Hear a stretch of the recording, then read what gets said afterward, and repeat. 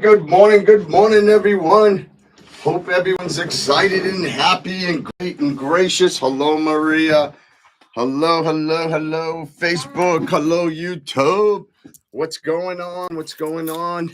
I hope everyone's doing well. What's up? What's up? Peter DePisa, what's up, brother? What's going on? Peter, I blocked the camera. Holy Christ, Peter, I gotta fix it. Oh, hold on. I haven't seen Peter in so long. He must be ripped up. Peter always going away these days. Oh, here we go. The trash can. There we go. Trash can's over there behind. Hello, everyone. Sorry for the 6-minute delay. It stinks. It stinks to always work and have other jobs going on. So listen, for those of you that don't know or don't remember, this is my sister Maria, my beautiful sister. I gotta have a Howard Stern has Babu. I have my sister. So listen up, everyone. Thank you so much for joining us, Maria. I appreciate it. Glad to be here. So I'm gonna start this off by just saying. So I was just explaining to my sister. I had a miss episode that happened this week. I was driving down the road and I was in this straight lane, but the lane beside me goes left at the set of lights. Two people ran up during the green light and cut me off. Nothing more or less I could do. I'm not going to beep. I'm not going to argue.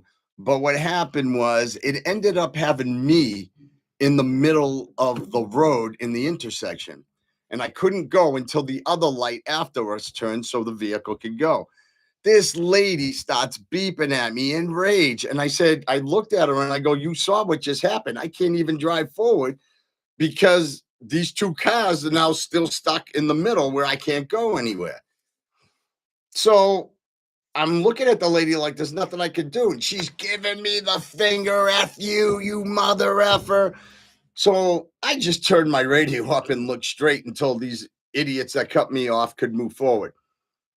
So I catch in the corner of my eye the lady running up to the back of my Jeep to the passenger door. I'm looking at her and I see her man in the Jeep in the passenger side sitting there.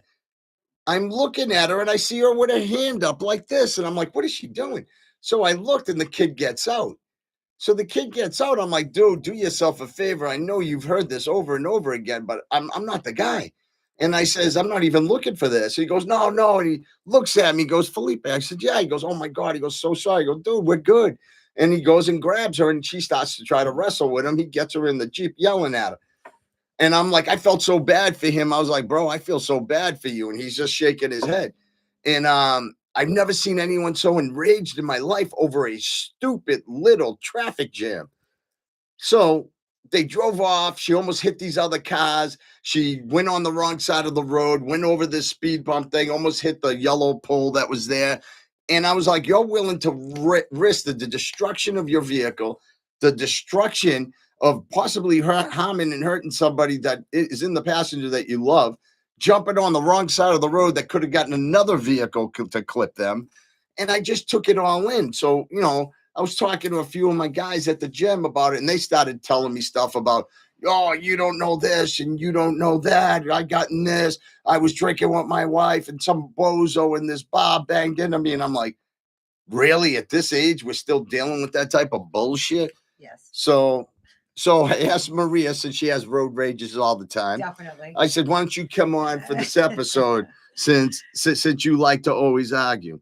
So first of all, once again, the episode is called The Truth About Self-Defense, the Law, the Fight, and the Jail Cell. Okay? And I'm your host, Felipe Montero, and this is my sister, Maria Montero, Maxim, and we are live right now. So Maria, anything you want to say before we begin? Oh, this is my favorite subject, so I'm all in. Oh, there we go. Here we go. Road rage. Road rage. So what we're going to do is most people think they know self-defense. And I'm not talking about fighting. I'm not talking about anything. What's Pete saying over there? Women. Imagine dating now. Women. Hey, Pete, I'm not going to discuss your dating skills. Most people think they know self-defense. Once again, I'm not talking about fighting. They picture someone coming at them. They swing. It's justified, right? Wrong. In Massachusetts, the law doesn't care who threw the first punch. It cares about reasonable force. I'm going to say that again. They state in Massachusetts, it's reasonable force. And whether you had a chance to walk away, is there a door? Is there space between you? Is there nothing behind you that can block you? Okay. Now, today on Security Tales, I'm going deep into what really happens when the adrenaline hits, mace, road rage, home defense, all of it, and how quick a good decision can turn into handcuffs. Correct, Maria? Correct. All right. So let's get into the first thing, the law versus the streets. Okay. Maria's very well versed in the law. Not. So let's get one thing straight. Massachusetts is not a stand your ground state. And a lot of people here think it is, but it's not. You have a duty to retreat. And to some of us that's been in the game and whatever, we're like, that means I'm a pussy. That means I'm a wuss. That means I'm a wimp. For those of you that had to deal with court cases, know totally different as I do. When you start to freaking pull out money that you've worked so hard for, and it starts out with 500 to 1,000 to 10,000 to 20,000, and let's say some cases have met $40,000, you start to realize it's not affordable. So the law says you can defend yourself only to an extent necessarily to stop the threat. You go one punch past that, that's not defense. That's assault. If someone pushes you and you drop them, that might be defense. But if you follow up with another two punches because you're heated, congratulations. You're the aggressor now. The law protects control, not revenge. What do you think about that, Maria? I think it's a bunch of BS. Oh, Maria's a BS. If she gets an attorney's degree, you need to hire her. Why do you think that's BS? Because I feel like if somebody's coming at me, I shouldn't be able. I mean, I understand needing the control, but I also feel like if this is like engaging me in a situation, then I have the right to continually beat the crap out of them. Okay, so that's interesting, Maria. And if I was 18 years old, I'm going to totally agree with you then. But you did hear the word. This isn't a stand your ground state. Correct. You understand what that means, first of all. I need you to understand what that means, stand the ground. I mean, I want to say in layman's term, it basically means that I have the right to defend myself, but not like go overboard. Okay, so stand close. Stand the ground means, so you just said someone goes up to you and you're standing there, okay? That ground is not your ground. So that means you're not there to protect that ground. You're there to protect yourself. So defensively, if you can deter the crime to coming towards you as a threat, so you come, he swings, you block, you counter hit, he hits. You're saying you should still stay on him, hitting him, because he initiated that initiative. Yes, if he was trying to take my pocketbook. Okay, but now it's after the fact. He's no longer able to because you just knocked the bitch out. Then I'm walking away. There you go. So you're agreeing with it. I am, but I'm just saying I'm not going to just like punch him and, oh, I hope you go away. I'm saying, oh, no, that but that's all right. Because I thought you meant I only get one punch because it's going down. Hold on. I want to make sure I'm speaking on the good air side. So I said that the law says you can defend yourself only to the extent necessary to stop the threat. Okay, so to stop the threat. It doesn't mean that I'm only allowed to give them one punch or one. No, it isn't like, oh, stop, and now you're still coming at me. It's like, stop. Yeah, no, I'm talking about pummeling. Okay, what? Pummeling. Pummeling. There you go, Pete. Your favorite word, pummeling. So we all know, and there's going to be a bunch, and I'm going to do some scenario bases out of it. This is just the warm up of it all. I'm touching base. So right now we're not leaving the street one, but we got to move on to the Mason Tase because I want to tantalize you guys to understand what each thing of value means. So the next is the Mace, Tase, and Chaos. So now let's talk about Mace, which I just got you some beautiful stuff. The non-lethal weapon that can still get you charged. Picture this. Someone mouths off in traffic, walks towards your window. You spray mace before they even reach you. You might think that's defense, but prosecutors can say you escalated it. You can use mace only when there's clear, immediate threat, like they're reaching into your car, cornering you, or you're trapped. Spraying out of anger, I can never say this, preventively, Preemptively. preemptively. Break it down. There you go. Preemptively. That's assault with a chemical weapon in Massachusetts. The can, not a permission slip. It's last resort. How do you feel about that? I'm a guy and I'm coming up and I got a hoodie on and you're in your car and you have the window down, blowing out your cigarette. Now I come up. Do you feel threatened? Sure, but my one fear is I haven't been trained to use the mace and I might hurt myself. It's not too, just to let everyone know, if you've never seen mace, it's not too hard. Make sure that nozzle's pointing this way like hairspray, and pull that clip and force. I'm screwed up with See, hairspray. To me, I'm against this part of the law because to me, I look at mace as a deterrent. Mm-hmm. And to me, if I got a loudmouth person yapping and going over, I am trying to calm that escalation before it goes beyond that. So if this guy's pacing and I'm like, what the hell? And there's a group of people around, I'm basically going to tell everyone, scatter away from him. And he's running, who wants to go? Who wants to go? Let's go. Come on. And he's not calming down and it's going minutes. And I'm looking over and people are like, I'm scared right now. I'm not going to lie.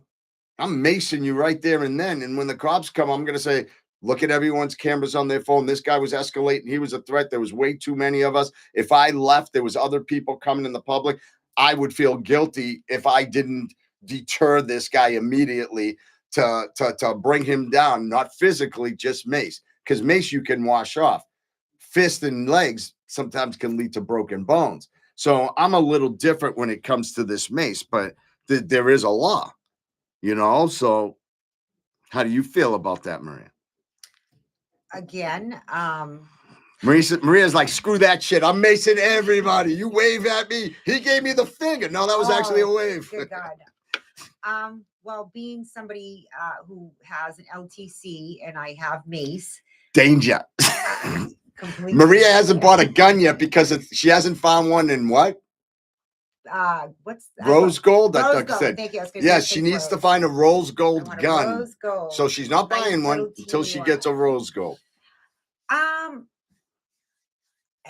I guess I have a fear of using mace because I feel that it will mistakenly land in my eyes and I get paranoid about it. But I feel very comfortable once I get to use it that if somebody's challenging me and the protection of myself, I would absolutely spray the shit out of them.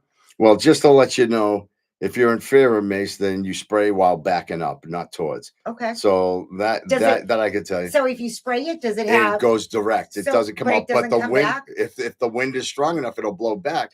But that's why you're stepping back. Yeah. So to me, I'm not a person that holds the mace down. I'm a 2-squirt person because it opens up. It doesn't do a stream. It opens up in a cloud. So to me, if I was to spray it, it would be like, shh, and then I would back away from you. See, I didn't even know that. Yeah, I wouldn't hold my finger down because once it hits you in the face, to me, I'm good. So we're going to move on from that. And once again, like I said, for those that are joining on Facebook also, is we're going to move on and discuss other stuff, but then come back to it. I'm just setting it all up. So road rage reality. Road rage is one of the fastest ways to ruin your life. God, do I know this. 2 guys step out, both yelling, both advancing. Guess what the courts call it? Mutual combat. Nobody's innocent. You both chose violence. Driver A cuts you off. You honk. He brake checks you. You pull over to talk. Right there, your self-defense claim dies. Your self-complaint dies. Remember this, everyone. You left the safety of your vehicle. That's engagement. In road rage, the toughest guy is the one who keeps his window up, right? Maria's making a face because she's like, if I see that guy's a wimp. Right, Maria? Well, I'm thinking, especially where I'm on the road, all the time, consistently driving back and forth. So 93, I believe it's 93 south when you're going to Boston, right? Yep. Sorry, I just Yeah, got north is New dingy. Hampshire, Boston south. Yeah. So 93 South. So you know when you have to get over, because I believe Waltham 95 South is first, and then 95 North is Peabody. Okay. So when I'm coming, I'm trying to go, but I've done my homework and I believe there's not a yield sign. So the people that are coming on to 93 and I'm trying to cross over, well, a lot of them just kind of speed up, but you're already trying to get into That's that lane. because it's a merger lane there. They're not supposed to put a yield. They're Okay, supposed to merge right in. but So who go has the ahead. right of way? You obviously have Me? the right of Because way, I'm on the straight but way, if they right? can merge on safely, they go on Well, safely. this ding dong did not do it. He just accelerated, and I was in the point of being there, and like he's beeping at me, and I'm beeping back, and I, gave him some hand gestures and so forth. How'd it And work out? and it was stupid because I was asking this young kid in an Audi to pull over, and I'm thinking I'm getting off at 95, and I'm saying to myself, what was I going to do? He's probably going to beat the crap out of me, but I get the road rage and I understand it, and I'm not a fighter, but I'm not going to lie to you. I would definitely get out of the car, and I have. Okay, well, that's going to be part of the story on the danger. next page where we're going to discuss, I'm in and we're going to danger. use little stories that I found, and we're gonna bring in the stories. So the other part of the story is we're going to talk about home defense versus home homicide. Someone breaks in, that's different. The law finally shifts in your favor. Mhm. Okay, so we know this. The law shifts in your favor if they break into your house. You don't have to retreat in your own home, but still has to be reasonable force. So you understand what that means, right? We learned this with George in the LTC. Exactly. So that's why I asked you, what does it mean? We can defend ourselves, but you can't basically beat the crap out of the person or try and kill them. Almost the same. If someone breaks into your house and you're in the kitchen, Mhm. and you have a means to walk outside your house because there's a door in your kitchen and you can get to it, Mhm. get to it before you kill them. If there is no door and you're trapped in the corner, you have means to defend yourself at full capacity. Well, what happens if there is a door, but your children or your husband or someone is upstairs in another room? Then that could be your other story. You could not leave because you had to protect your family. I'm saying you. That's your story. You could stay there. But if you're able to leave and exit without any harm to yourself and family, then you're supposed to leave. If you're able to go into a room with your family and close that door, then you do it. If the individual tries to break in, you light them up. That's it. So if they're unarmed and running out the back door and you shoot, that's not defense. No. So don't shake your head up and down. No, I agree with that. That's manslaughter. Right. Your goal isn't to defend property, it's to protect life. And that's where people get confused. When cars get punched and they're like, he punched my car, I jumped out. It's an object, everyone. Trust me. I have big heartache with the vehicle I drive. And every time I come out, I don't understand why. It's been keyed. Someone slashed my tires. Yeah. These people don't even know me. I'm parked somewhere. They don't even know it was me that jumped out. I come out and I park away from everyone. I'm one of those guys. I park away from everyone because I worked hard for the car I have. And I came out of a great restaurant in Burlington, and my rear tire was slashed. And then they pulled the film and they see it. It was a guy with a construction pulled up who was having a beer on the back of his truck, went up to the car, stared at it for about 3 minutes, took a picture of it, and then went over, stuck his knife into the rear tire. No idea why. That's jealousy. Went to Walmart, walked in with my wife to go get a TV. Came out, someone put a backwards C on her side of the door. No idea. It is what it is. Did I get mad about it? No, I jumped on the phone with my body guy, said, I got a little more business for you. He giggled, laughing, goes, I got you. But it's nothing you can do. So mindset over muscle. Your best weapon isn't your Glock. It isn't your fist. It's your control. Adrenaline makes people stupid. It narrows your vision. It speeds your heart. It convinces you you're in danger. When you're not, breath, create space, use your voice, stay back. I don't want trouble. Let cameras witness and law enforcement see that you try to avoid the fight. Fear isn't justification, it's evidence. What matters is if a reasonable person would believe they were about to die. The aftermath, what to do after a fight. And Lord, and I think what saved me as a young person was after I got in a fight, if I hurt somebody or whatever, I never left. And all my friends would leave and call me an idiot. But I was in fear something happened to that person. And it wasn't about violence to harm him. Obviously, it was after they hit me. But I did feel very guilty afterwards. So my whole thing is call 911 immediately. Don't run, don't hide. The guilty flee. If you are innocent, they got to get you one way or another. There's too many camera systems. There's too many things that are going on. The innocent report, say only this. Excuse me. I was attacked. I feared for my safety. I want to cooperate, but I'd like to speak to my attorney. Stop talking. Don't post anything online. Don't brag. Don't relive it online. Expect to be detained. Stay calm. The cop's job is to detain. The court's job is to decide. And I think when I went to court and everything like that, I think because I did go to court and I didn't run, it made it a lesser charge and less of a liability. And it always went my way. You know what I mean? What did Peter write there?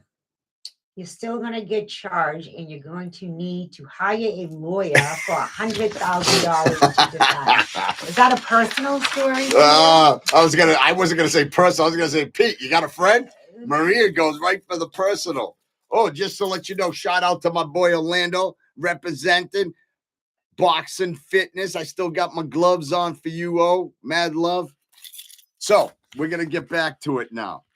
So now let's discuss it. Segment 1, the road rage. And I made up, instead of calling it Maria's moment, I changed it to Mac Mateer.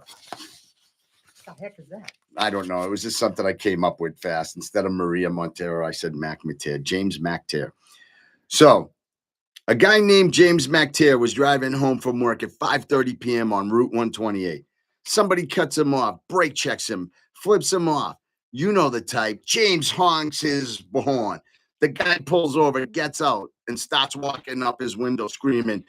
James gets out too. One shove. The other guy falls, cracks his head on the pavement. The whole thing's caught on the dash camera.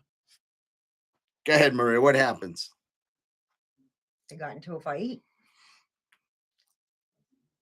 So give me the scenario though. What do you think happened after the match? Obviously the guy altercation happened. Yeah. The guy hit his head on the pavement, cracked it open. You're bringing this out that there's obviously some serious injury. Well, I want you as a person that lives out in the street that seen road rage. What do you think happens? Give me a conclusion of the story, because I can tell you what happened. They're gonna stop brawling. If they already brawled, so after that, the guy's on the ground, out cold, head smashed up. What do you think happened? Police is going to come and they're going to arrest the guy who's still standing. Okay. So I'll do you one better. So this part is actually, the ending is always a true story. The prosecutor said to McTeer, escalated it by leaving the car. So remember what we said in the beginning? Yes. If your vehicle is your self-defense mechanism, if you stay in there secured with your window up, no matter what that person does, no matter what he screams, however you feel he's belittled you, you need to win the war. You need to stay in your vehicle. You need to call 911. Trust me, I know a lot of people watching on Facebook, and a lot of people are going to watch it on YouTube. Oh, you listen, I absolutely stay in my car now. If I'm not boxed in and it's not a threat and someone's not coming, I stay in my vehicle and I just look at the person. I make sure I snapshot them, snapshot their vehicle. That way, if they kick my car, do anything, done. It isn't worth it anymore. Everyone wants to sue. So guess what happens to James, Maria, in court? He gets sentenced. He gets charged with manslaughter. True case. Because the guy was dead. No. So the guy did die. No, I'm screwing. Isn't manslaughter death? Yeah, he died. He died. Oh my God. So now he never meant to kill him, but guess why they charged him? Because he stepped out of his car. Because there was intent. He jumped out of his car. Correct. The intent is to engage if you jump out of something that can protect you. So Doesn't always matter when emotion takes the wheel. So, in other words, how the court looked at it, instead of hitting him with murder, because the guy did pass, in condolences to the family, even though I didn't say the name, he could have stopped it all by staying in the vehicle. Can I interject? You are, that's what a podcast is for. Don't you remember when we were younger and we'd be driving and I've been in the car with you and I've been the driver and you've gotten into situations being the passenger. I was dumb. I just said it. I know, but I'm just saying, I don't know if it's a learned behavior, but I remembered instinctively, whenever there was an accident, we put it in park and we immediately got out of the car and it was an argument for sure. Do you know what that's called? Road rage and anger. No, caveman mentality. Not able to be a human to step away and to calm it. It's something that's inbred into us. It's something that at times we can't control as humans. Yes. But it's something that we need to control because this is what's happening. We even know someone that took over a body shop on Wynn Street, and he's from a wealthy family, and he bought the body shop off another moron we knew, and he lived in Bedford. As he was driving into Bedford, he cut somebody off in Arlington. It ended up being the Samoan guy from Hawaii. He got out and called him multiple times the N-word. Afterwards, they got in an altercation. The guy we knew went to his car, got a socket wrench or a crowbar, hit him over the head and killed him. Now he's in for life. All over someone cutting you off. He's in for life. I know, but I just feel like I totally agree. And as I get older, I'm trying to be zen, but it's an immediate reaction. I can understand it. And this is great that you're doing it. So maybe it will make some of us more aware, but my immediate reaction is to flip somebody You're absolutely off right. or get out of the car. I would never hope that I'd be in a situation where I would kill someone, but the only reason why I wanted to discuss this episode was in my head as I was watching this female with a screwdriver coming over. In my head, I was wondering if she came over to my driver's side because I did have the window open and I'm in a Jeep. What if I didn't have the doors? If she came to start stabbing me, would it be self-defense if I clocked her in the mouth? In plain English, because now yes. You're combative and I'm sitting in my vehicle. I have no protection in my vehicle, right? So to me, I look at it two ways. If I'm in a Jeep or if I'm in a car. If I'm in a Jeep, the top's off and the doors are off.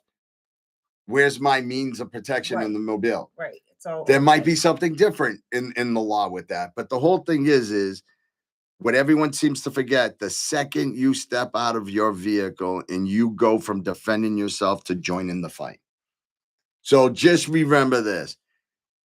Once you step out of your vehicle, you're now no longer a defendant. You're now a team player in a combat. So when you go to court, you jumped out your vehicle is what the judge hears. You jumped out your vehicle.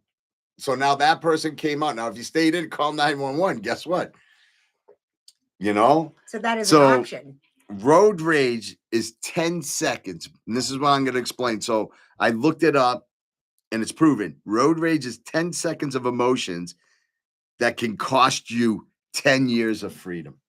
10 years for a road rage incident. 10 years. If someone's acting crazy on the road, lock your doors, call 911, take a photo. I don't call 911. I just take a photo. And I might take a photo because I'll be like, now I'm going to look you up and I'll go visit you somewhere else. No, I'm kidding. When you take a photo, are you taking it of the license plate? I'm taking it of the individual. And then if I could take the car and then I take the location, that's it. Okay. The cops can do the rest if he does something to me and drive away.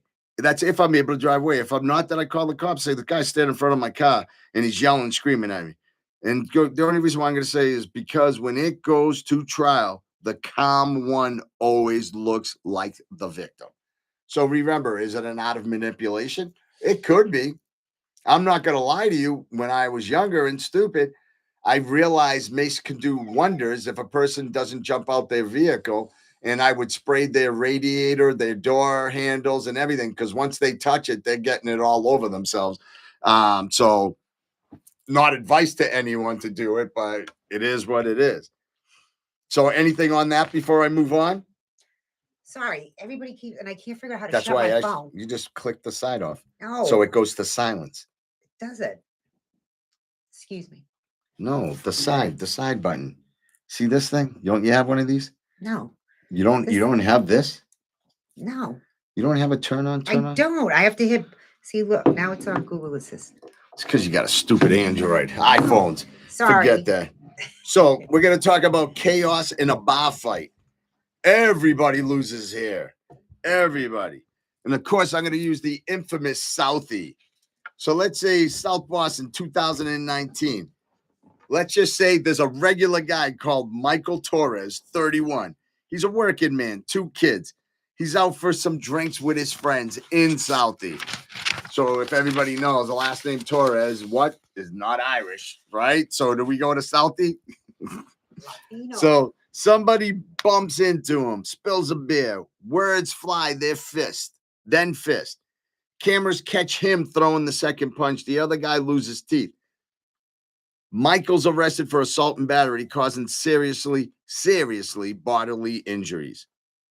He spent the night in South Bay holding, lost his job the next week. He wasn't a bad guy. He was just the second one to swing. He wasn't even the initiator? Nope. That's messed up. Was it a racial thing? Oh, well, that I don't know. They didn't make a statement about a racial thing. It just made there was a bump happen. There was a beer spilt on him. Guy swung at him. He swung at the guy, knocked the guy's teeth out. Guy didn't die, just lost his lost his teeth out. No, lost his teeth. Lost six teeth. I can't even make sense of that. It just sounds like. Can you make sense of it? Nothing to do with race. The guy's never said anything to him about anything. Was protecting himself, and he punched the guy. Let's do it again. Guy bumped into him. Yeah. Beer spilled on him. Yeah. Argument ensued. Yeah. So now the guy swung at him. Mm-hmm. Obviously didn't do good. So Michael Torres hits him, knocks out his teeth, and Michael gets sued and arrested. But he was defending himself. He initiated it. The guy threw the first punch. He initiated it. Why and how? That doesn't even make sense. Guy banged into him and spilled beer on him. Yeah. Michael Torres started an argument over a beer. So because he and it escalated. So now the other guy's plea was most likely like, Mike, I spilled a beer on him, but Michael got in my face and he's a big guy. And all of a sudden he's in my face yelling and screaming. I was like, relax, dude, it's only beer. And next thing you know, he came towards me. So I hit him to back him off because I had nowhere to go. Yeah, Michael beat me up, but I had to protect myself. Do you see the story, Maria? I think it's crazy. Well, that's how fast it happens, okay? One drink, one bump, one hit, and now you're doing mugshots. The law doesn't care who started it. It cares who could have walked away. You can't fight in public and call it self-defense if you had another option. Remember, the strongest person in the room isn't the loudest one. It's the one who keeps his freedom. Now, I'm not going to disagree with you because we weren't there to witness it, but I guarantee it, there was definitely a size difference. I guarantee it, Michael was probably very loud, and that's what people took in.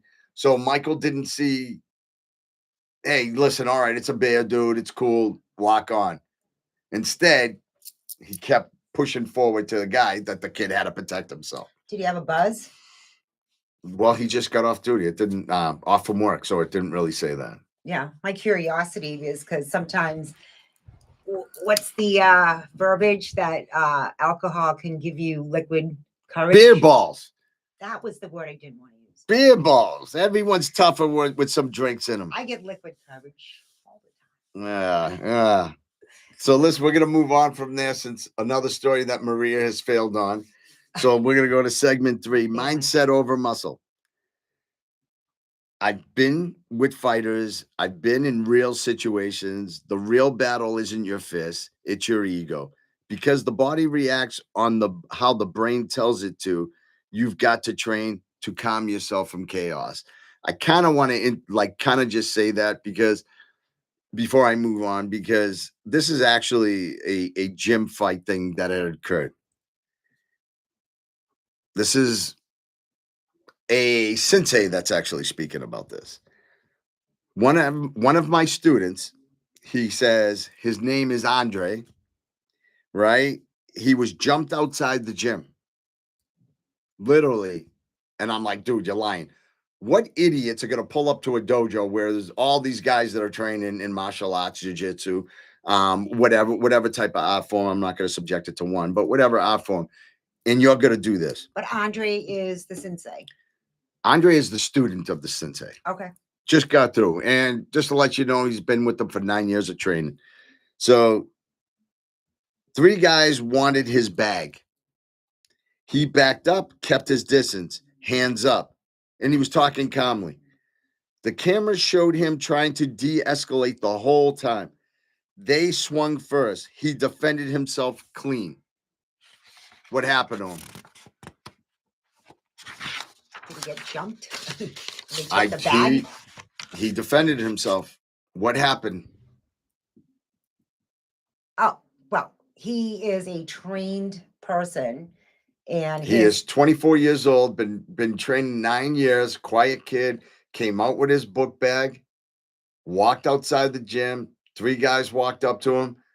The ages were 40 through 50. Told him to give him his bag. Andre said, "No, I'm not going to give you my bag. Please leave." Tried to walk back in to the dojo, but couldn't get the door open. And this is when they jumped him, and he defended himself. What do you think happened to him? He probably got into a lot of trouble because he's considered like a lethal weapon, whether it's his Maria, hand. don't believe movies. There's no such thing. You don't register your hands. Well, no. I'm not saying you're registering your hand. I'm saying like you're considered a person. Who considers? Who? Why do you do this? No, I'm asking you. Who considers it? Well, you're saying you're considered. Your wonderful court of law, because this man is trained, well versed in craft that he does, and he's been doing it for 9 years. So his feet, his hands, or whatever is considered weapon. Okay. I rest my case. So I like to say the key word of training in martial arts. It's called self-defense. So this person defended himself, had no charges after beating up all 3 of the guys. Nice. And walked away. Nice. Do you know Control isn't weakness. Yeah, it was his gym bag that had all his equipment. So, see, these older guys really wanted a gym bag? Yeah, well, they're probably bums or vagrants or whatever, especially in the town they're from. All right. So it's dominance over your outcome. So your own outcome. So there's the difference of understanding self-defense and non-defense. Mm-hmm. It's he tried to get away. He tried to get into a door. The camera showed it. He couldn't. There was 3 of them. They trapped him in the corner. They started swinging at him. He defended. Then he reacted. 100% covered. No cops saying, "Hey, we'll call you if we need you." So now we're going to move on to 4. Home defense versus homicide. Let's talk about the line between protecting your home and catching a case. Okay? Home intrusion gone wrong. A man named Robert Chaos. Yes, that's his real name. It's pretty funny. Heard a glass break at 2 a.m. in Worcester, right? Or for your other people that aren't from around here, Worcester. He grabbed his shotgun, confronted the intruder in the hallway. The guy saw the gun and bolted out the back door. Robert said, "What the hell?" Chased him down the driveway and fired, killed him in the street. Guess what? He got into trouble. How did he get in trouble, Maria? Because he pursued him. All he had to do was let him run and get away. So the DA, district attorney, said the moment that the intruder ran, the threat ended. Robert was charged with 2nd-degree murder. His defense: "I was scared." The law said, "You were angry." Mm-hmm. You were angry. This is why I read in the beginning, to get this in your flow of your brain and get that meat in there to understand. Right away, you said in the beginning of all this, "Oh, I would have done this." But guess what? Now you knew I'm being charged. Now you know you're getting hit with jail sentence. Before it was, well, I can't. It's not question. It's how law works. So lesson, Castle Doctrine protects you inside. That's the name of the law. Castle Doctrine. So remember that this is your castle and the doctrine's law. Is that taken from an actual That's story law. that happened? Yeah, Like well, that title? No, that's the law. So the law is How did you get in the name? That's what I'm the asking. Castle Doctrine, because they always refer to your home as the castle. You have a And law then that it's has a your name in it. huh? You have a law that's got your name on it. Yeah, but that's because I defended myself I against know, a but I'm cop. just saying. So there was Yeah. a purpose behind Yeah, it. there's a purpose. So obviously somebody's castle, freaking something that led to this law. Exactly. So what it stands for is it protects you inside the house. The second you chase someone, that protection leaves with you. Home defense is about stopping a threat, not seeking revenge. And Lord knows there's a lot of friends I'd like to invite in my house to seek revenge on. Have a cup of tea. So I'm glad Maria's getting it now and understanding the law instead of breaking it. So this one is pretty interesting because I do own a security company, and I give a shout out to all my security officers that are out there, and I appreciate all the work you do for me and for the company, and it really means a lot to me. So thank you guys. Guardian Capital Security Team, mad respect. A security officer I knew off duty got attacked outside a bar. He defended himself, knocked the guy down. Cop showed up, started asking questions. He gave his name, said he needed medical attention, and asked for a lawyer. That's it. The other guy talked for 20 minutes, changing his stories 3 times. Guess who they charged? The one didn't shut up. You're paying attention, girl. You're paying attention. The talker. Silence is the shield. Silence is absolutely the shield. I would have gotten arrested. And well, this is what we're going to discuss. Now we're going to bring in a personal thing that Maria actually kind of just brought up, and it was pretty interesting. So one night when we were in our 20s, we all went out. A friend of mine at the time who's passed now, so God rest him. Yeah, he OD. I'm going to leave his name out of it, but yeah, good kid. He crashed his motorcycle and he lost part of his leg. 3 weeks later, he just kind of wanted to go out, and he was in crutches, and he was getting used to it. Was underneath his knee that they cut. So we were out with another great friend of mine, and there was a caution line that everybody was walking out, and it was in front of this restaurant bar called Black Rose, and everybody was lifting the caution line to go underneath it because it was a shorter walk. And because this individual had crutches on, or not crutches, but he had those like a brace. Yeah, the brace crutch things there. And no disrespect, I really don't know what the name of them are, but he had those on. I held the caution sign up for him to get underneath. I didn't go underneath it. I held it for him to come out. All of a sudden, this cop shows up. At first, we didn't know it was a cop. He had a windbreaker on in pants, but he had blue nylon pants on. He came out and started yelling. And while he's yelling at us, everybody else was doing it, and he wasn't saying anything.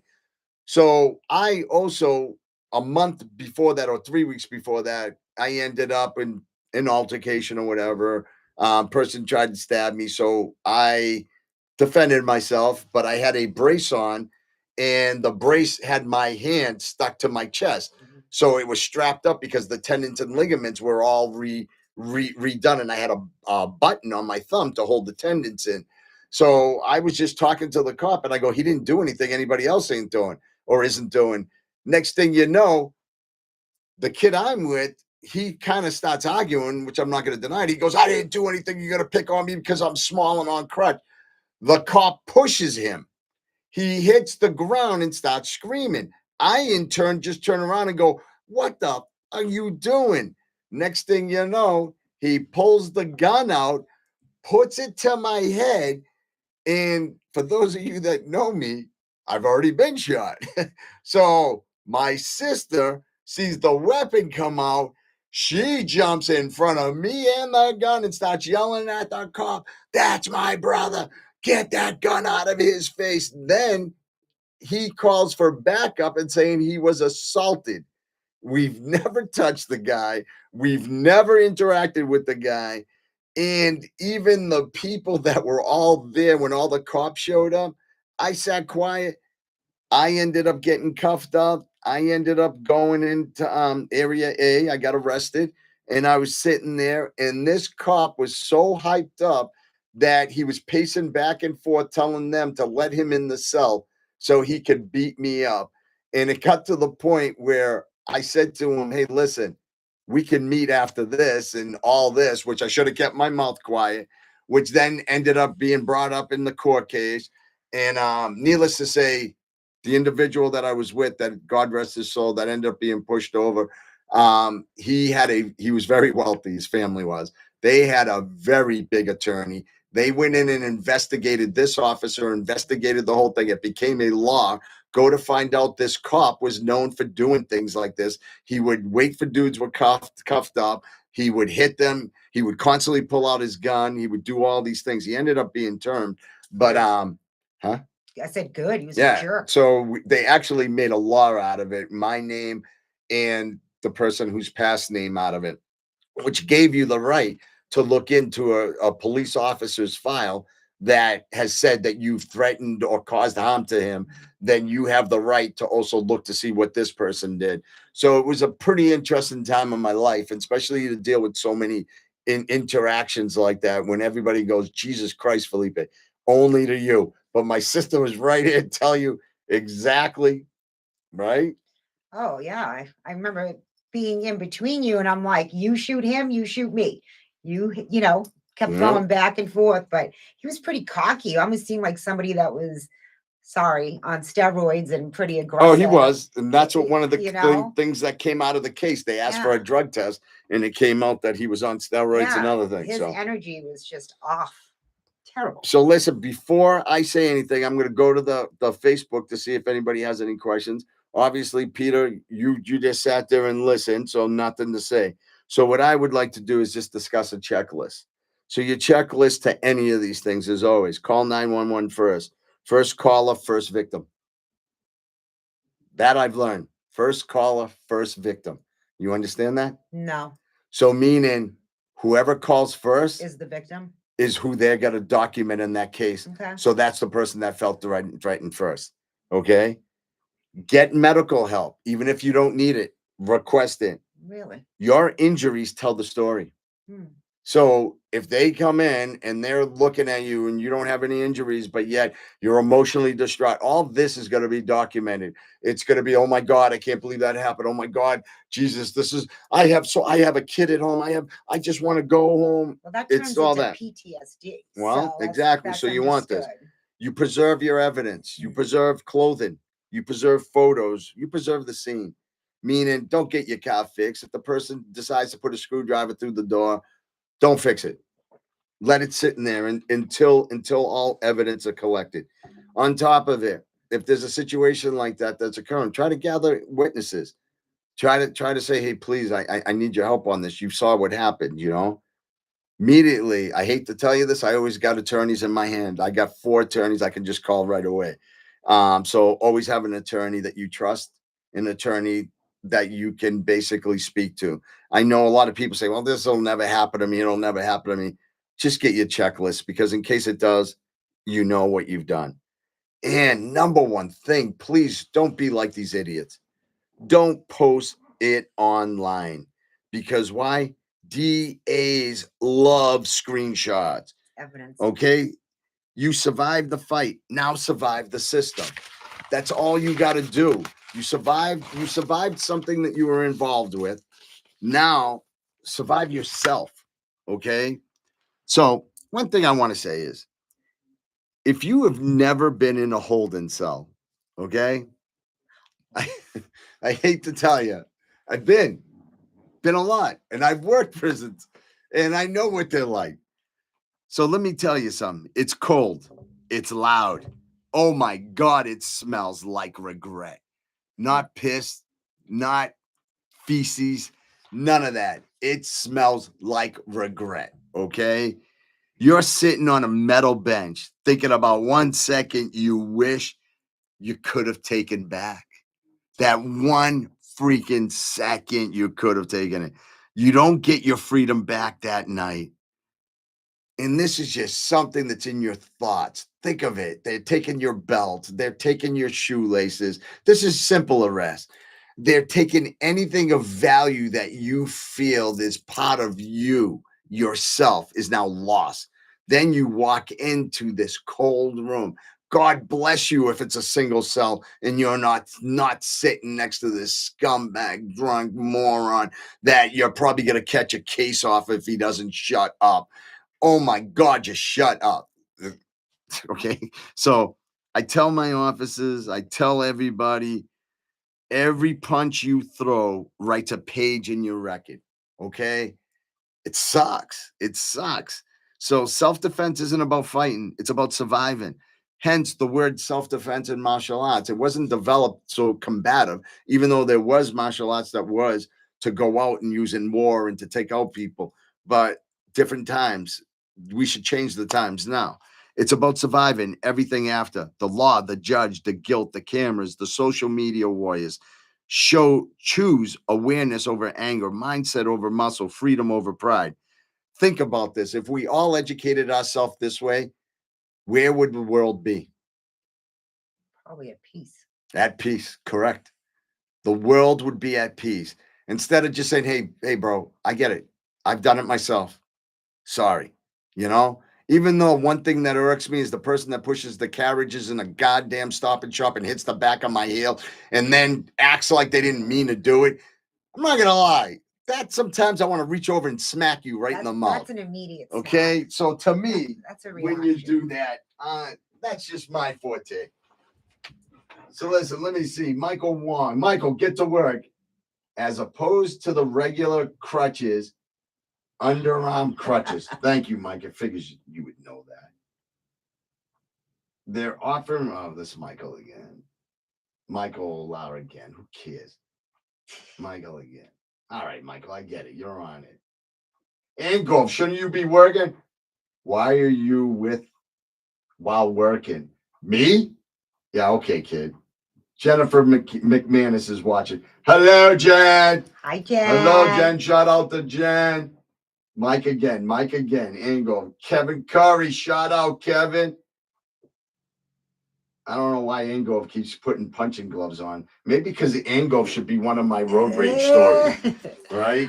Well, it'd be fun to ask him questions because I can't ask him questions because he does have road rage. Okay. And he's working. So listen, everyone. On behalf of me and Security Tales, I appreciate everyone watching. Tommy T, what's up, brother? What does Tommy T say? Hey, I like today's content. Why, Tommy? Because you were one of those people? Tommy, do you have road rage in Texas? They probably just shoot you right there, huh? I don't know. Ask Tommy before we say goodbye to the Lou. Tommy, any answer? What does Tommy say? Nope. See? Tommy says he had to move from Massachusetts because of situations like this. I remember we had this big discussion, and he said Texas is like the common, everything is so level. There's nothing out there that you need to deal with. So because you can carry. Well, because you can carry, but everyone's afraid. It's the Old West. But thank you so much for everybody that joined us. I really appreciate your time. And for those of you that catches us later on, please feel free. You can leave questions at any time you would like. So dearly appreciate it and giving us an opportunity to intrigue you with our own little means of what we believe is the law.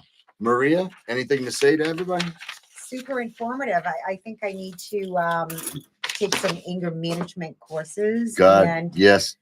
I don't have an attorney on him, but you are my brother. So don't worry about it. We got attorneys always on you. So I'm all set, but very informative. Thank you.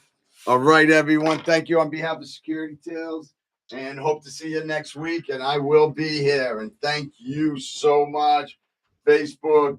Thank you. And thank you, YouTube. Thank you, T. All love, brother. Mad love. And yes, God always, brother. Do you ever plan on seeing him?